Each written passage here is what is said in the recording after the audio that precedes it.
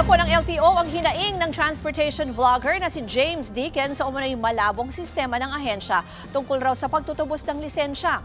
At live mula sa Quezon City, nasa frontline po ng balitang yan, si Gerard de la Peña. Gerard, ano ba ang paglilinaw o ano ba ang eksplanasyon dito ng LTO?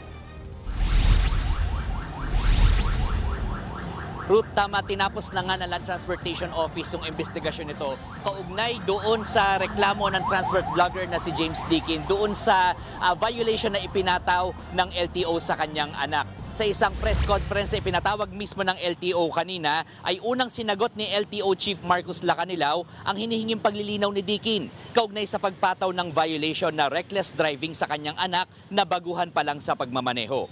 Ayon kay Lacanilaw, base sa CCTV footage sa pagkakahuli o apprehension kay Deacon, naging sanhi ng traffic ang pagtawid nito sa dobleng dilaw na linya sa Quezon Avenue exit sa northbound lane ng Skyway Stage 3. Kung tutuusin nga raw, dapat ay dobleng violation ng reckless driving ang dapat ipataw dito dahil hindi rehistrado ang sasakyang dala nito. Ang naipakitang dokumento lang daw ni Deacon sa enforcer nang mahuli ito ay ang invoice ng importer sa dealer. Ang dapat daw na ipinakita ay ang sales invoice mula sa dealer papunta sa buyer. Pero dahil wala nito, malinaw daw na dapat ay nasa showroom lamang ang sasakyan at hindi inilalabas sa kalsada.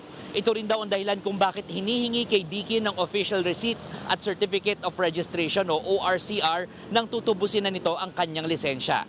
Sinagot din nila Lacanilaw ang hinihinging paglilinaw ni Deacon hinggil sa 15 araw na palugit para sa pagtubos ng lisensya.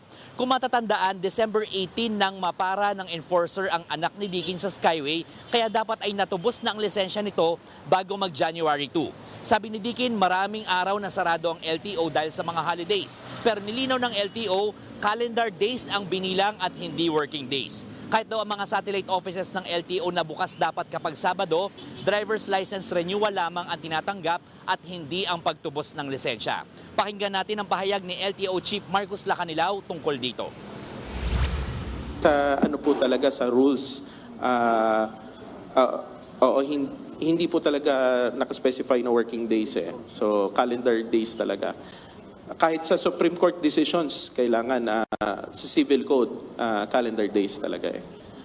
So, yun ang ano natin. Pero yung nangyari naman, kung makikita niyo, ang dami pang araw na po pwede kang pumunta. Hindi po Saturday, kasi pumunta sila Saturday eh.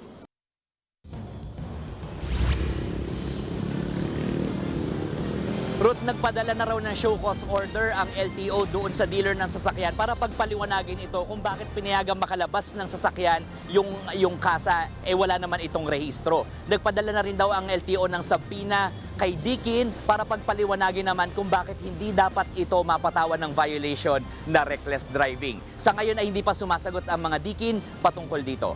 Ruth.